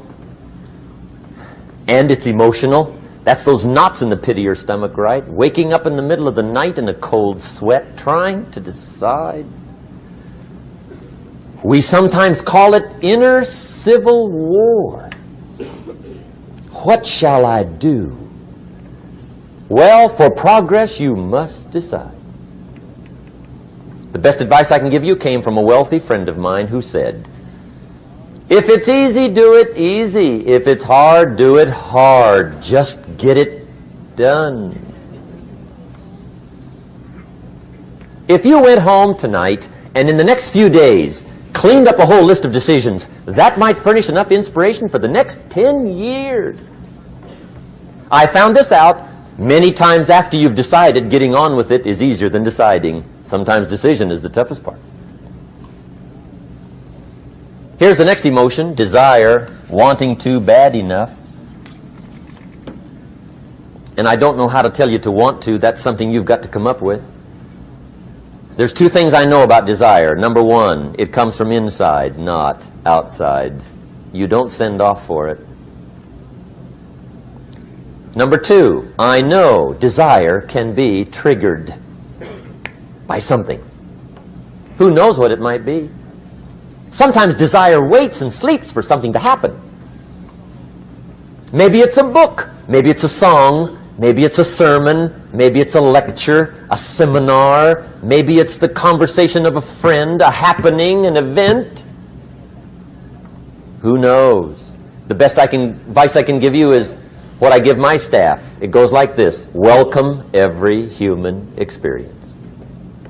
You never know which one is going to turn it all on. Even the bad experiences. Sometimes from the bitterest experience comes the greatest awakening. So let down the barriers, take down the walls. The same wall that keeps out disappointment keeps out happiness. Let life touch you. Don't let it kill you, but let it touch you. Here's the last one. This one's powerful. Resolve. Resolve says, I will. Two of the most powerful words in the language. I will. Benjamin Disraeli once said, nothing can resist a human will that will stake even its existence on the extent of its purpose. Shortly put, I'll do it or die. See, that's powerful. That could be the day that turns your life around. The world has a strange way of stepping aside when somebody says, I'll do it or die. The man says, I will climb the mountain. They've told me it's too high, it's too far, it's too rocky, it's too difficult, it's never been done before, but it's my mountain, I will climb it. Pretty soon you'll see me waving from the top. Or dead on the side, because I ain't coming back.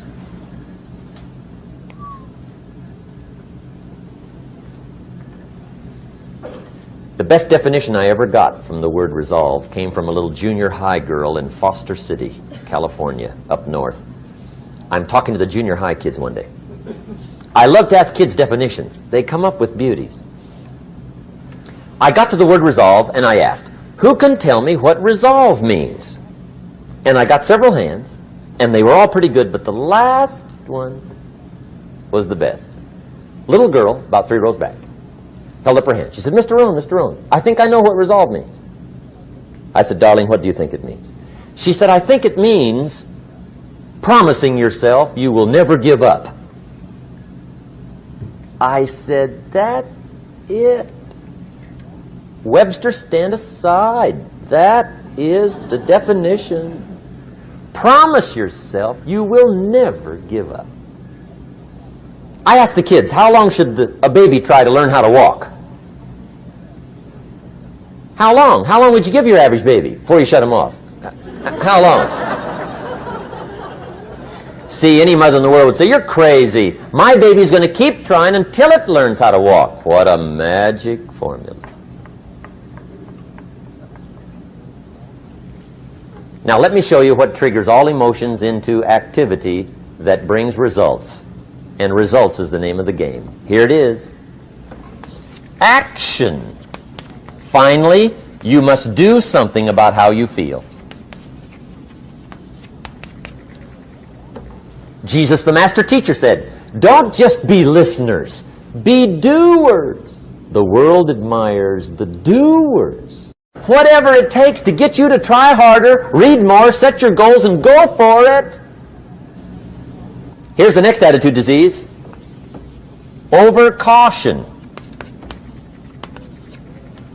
Some people never will have much. They're too cautious. Now, you can also be too reckless, but you can also be too cautious.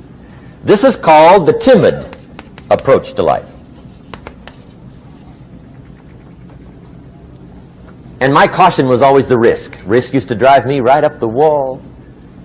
I used to say, what if this happens? It's called the language of the poor. What if this happens? And on top of that, if this was to happen, look at the fix I'd be in. I better not try. I could always ace myself out. Then I'll tell you what changed my whole life when I finally discovered it's all risky. The minute you were born, it got risky. If you think trying is risky, wait till they hand you the bill for not trying. If you think investing is risky, wait till you get the tab for not investing. See, it's all risky. Getting married is risky. Having children is risky. Going into business is risky. Investing your money is risky. It's all risky. I'll tell you how risky life is. You're not going to get out alive. That's risky. The Englishman says, well, if that's the way it's going to work out, let's give it a go. Right, that's what it's for. Give it a go. Somebody says, yeah, but I'm looking for safety and security. Fine, then huddle in a corner. We'll cover you with a sheet, bring you 3 meals a day. And we'll protect you, feed you, look after you, care for you. We won't let anything happen to you. And you'll probably live to be 100. The guy said, well, yeah, I'd live to be 100. But what a way to live. Right. What a way to live, safe and secure. Don't ask for security. Ask for adventure. Better to live 30 years full of adventure than 100 years safe in the corner. And see, it's not important how long you live. What's important is how you live. Here's the next attitude disease. We're almost through with this motley list. In fact, we're almost through. Hang on. The next one is pessimism. Pessimism, the deadly disease of always looking on the bad side, the problem side, the difficult side, checking all the reasons why it can't be done. The poor pessimist leads an ugly life. He doesn't try to figure out what's right. He tries to figure out what's wrong. He doesn't look for virtue. He looks for faults. And when he finds them, he's delighted. How ugly. This is the poor guy looks through the window, doesn't see the sunset. He sees the specks on the window.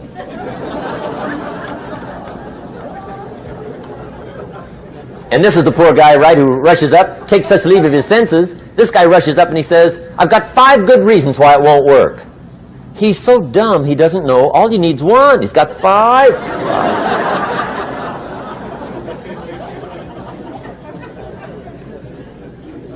To the pessimist, the glass is always half empty.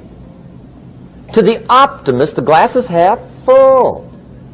Why would the same measure affect people 2 different ways? Answer, it all depends on how you look at it. Our lives are mostly affected by the way we think things are, not the way they are. The way we think they are affects us most. There's a subject we don't have time to get into tonight called better thinking habits. One of the major things Shoaff taught me when I met him, he said, poor thinking habits keeps most people poor. Not poor working habits. Most people work hard, but they don't think hard.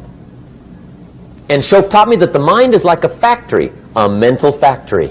And whatever you think about all day long pours ingredients into this mental factory. And that's what builds the economic, social, financial fabric of your life. He quoted me a Bible phrase that says, as you think, so you become. How awesome. When he talked about poor thinking habits, he had me. I used to start the day reading the morning newspaper. I mean, you can believe that or not. I'd get a cup of coffee and read the paper. I'd load up on wars and riots and murders and stabbings and killings and bank robberies and muggings and car wrecks and tragedies. I'd even read the back pages. I seem to like that stuff for some weird reason. I'd load up on all that, and then I'd start the day. You can imagine the kind of days I used to have. You walk around on your financial knees. They call you economic peewee.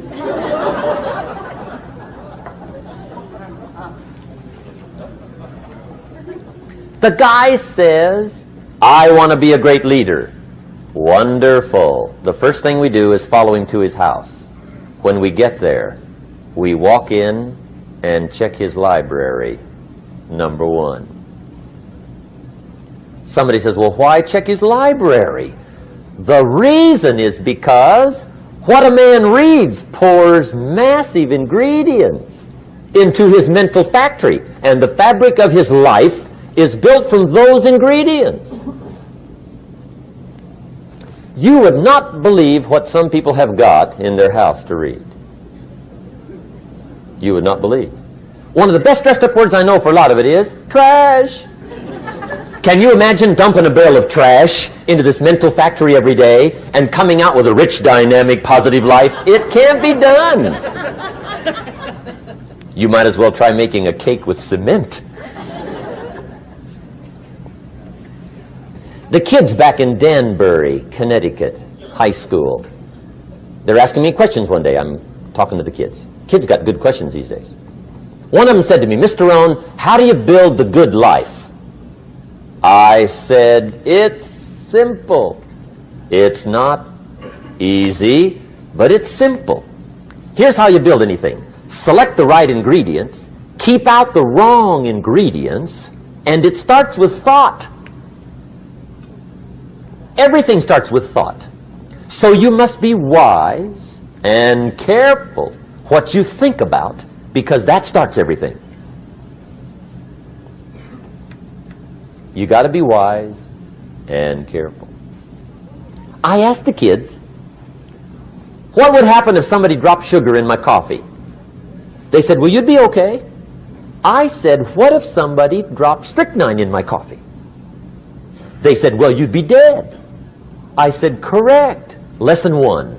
Life is both sugar and strychnine. You gotta be careful. I said, what if my worst enemy drops in the sugar? They said, will you be okay? I said, what if my best friend, even by accident, drops in the strychnine? They said, well, you'd be dead. I said, correct. Lesson two. Watch your coffee.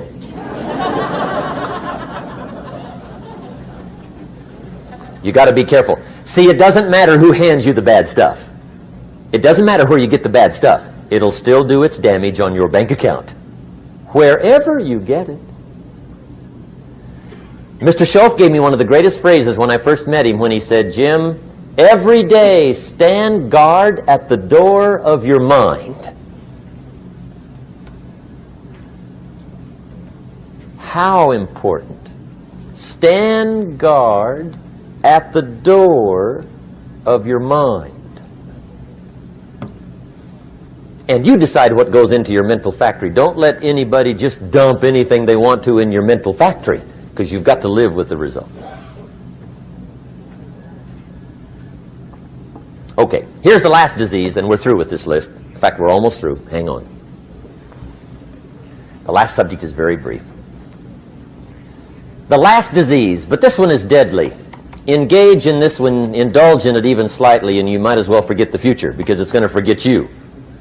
Complaining, crying, whining, griping. A Bible word called murmuring. See, that'll ace your future. Spend 5 minutes complaining, and you have wasted 5. And you may have begun what's known as economic cancer of the bone.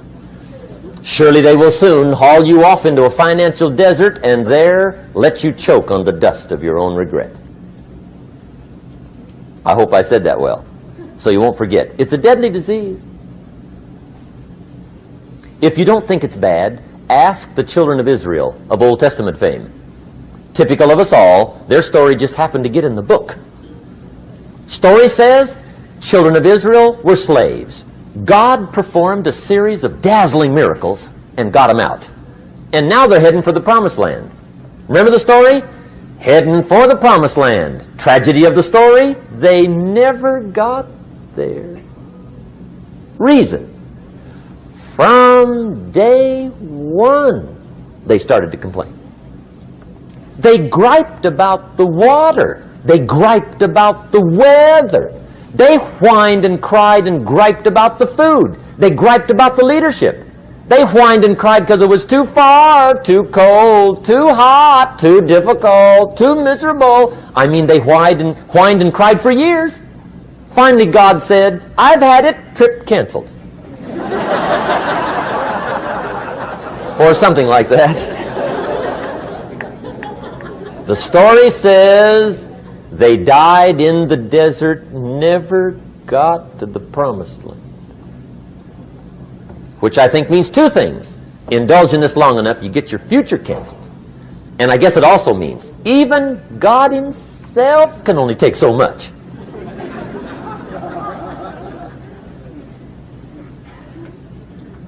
Okay. Just be on the lookout of the things that can destroy all the good you start. The war is on. And this evening, tomorrow, mentally, personally, socially, economically, you got to make sure you're winning the war. And this is part of it.